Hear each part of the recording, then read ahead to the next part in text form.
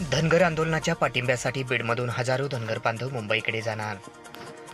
परमेश्वर महाराज वाघमोडे यांची माहिती. धनगर समाजाचे नेते दीपक बोराडे यांच्या मुंबईतील आंदोलनाला पाठिंबा देण्यासाठी धनगर बांधवाच्या वतीने बीड जिल्ह्यात विविध ठिकाणी धरणे आंदोलन सुरू केले आहे. परमेश्वर महाराज वाघमोडे यांच्या नेतृत्वात चकलांबाई या ठिकाणी धरणे आंदोलन सुरू केले. तात्काळ धनगर समाजाच्या सर्व मागण्या मान्य कराव्यात, अन्यथा येत्या 22 तारखेला बीड जिल्ह्यातून हजारोच्या संख्येने धनगर समाज बांधव बोराडे यांच्या आंदोलनाला पाठिंबा देण्यासाठी मुंबईकडे रवाना होणार आहेत, असा इशारा धनगर समाजाचे नेते परमेश्वर वाघमोडे महाराज यांनी दिला आहे. न्यायाला न्यायाची जाणीव करून देणाऱ्या राजमाता अहिल्यादेवी होळकर, महात्मा फुले,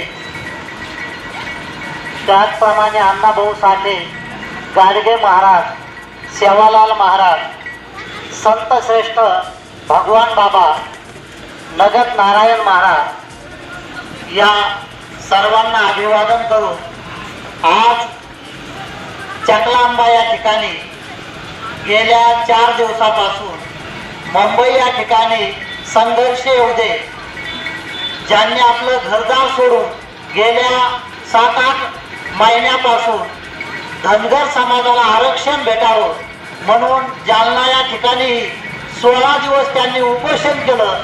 जीवाची स्वतःची पर्वा केली नाही आणि जरांगे पाटलानंतर ज्यांचं ध्येय आहे की धनगर समाजालाही आरक्षण भेटलं पाहिजे असे संघर्ष येऊ दे, दीपक भाऊ बोराडे हे मुंबई या ठिकाणी त्यांनी आता पण केलेलं आहे की धनगर समाजाचा एसटी मध्ये समावेश झाल्याशिवाय मी आझाद मैदानावरून उठणार नाही.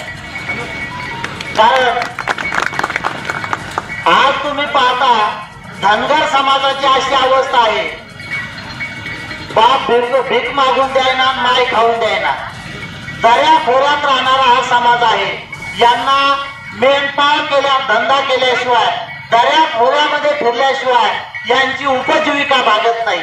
आज अनेक ठिकाणी मेंढपाळावर हल्ले झालेले आपण बातम्या वगैरे पाहतो. याच्या वावरात मेंढ्या गेल्या म्हणून मेंढपाळाला जबर मारहाण केली, अशी ही धनगर समाजाची अवस्था आहे. त्याहीपेक्षा आम्ही आमच्या हक्काचं मागतो. कारण संविधान ज्या डॉक्टर बाबासाहेब आंबेडकरांनी संविधान लिहिलं, त्या संविधानामध्ये 41च्या कलम 41 मध्ये 30 क्रमांकाची जी सूची आहे त्याच्यामध्ये लिहिलेलं आहे की धनगर समाज हा एसटी मध्ये त्यांचा समावेश आहे. कारण कर्नाटक, तेलंगणा या ठिकाणी धनगर समाज हा एसटी मध्ये आहे, मग महाराष्ट्रामध्येच का नाही? तर याचं कारण आहे मित्रांनो की हा समाज जागृत नाही.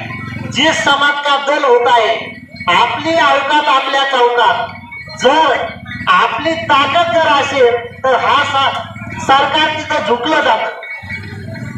आपली जर ताकद नसेल तर सरकार झुकत नाही. या सरकारला नेहमी धोके दाखवावे लागतात आणि धोकेही दाखवावे लागतात की या समाजाच्या माग साम दाम दंड सर्व आहे. त्यावेळेला समाज आपलं सरकार घाबरत असतं. आणि आज दीपक भाऊ बोराडे 4 दिवसापासून मुंबई या ठिकाणी बसलेले आहेत आणि त्यांनी आता निश्चय केलेला आहे की जोपर्यंत हे अंमलबजावणीचं लेटर आमच्या हातात देत नाही तोपर्यंत उठायचं नाही. जे हातात पडल्याशिवाय आता उठायचं नाही, हा विचार त्यांनी स्वतःच्या मनाशी केलेला आहे. मी धनगर बांधवांना सांगू इच्छितो की दीपक भाऊचे काय नुसत्या त्यांच्या मुलाबाळासाठी ते त्या ठिकाणी बसले का? त्यांचा काय स्वार्थ आहे? अहो, ते एक पोलीस होते, फक्त समाज हितासाठी, समाजाच्या काही मागण्या व्हावा, समाजाची कुठेतरी उन्नती व्हावी म्हणून त्या माणसाने नोकरी सोडली आणि संघर्षामध्ये राहून आज धनगर समाजाला आरक्षण कसा मिळेल याच्यासाठी ते प्रयत्न करतात.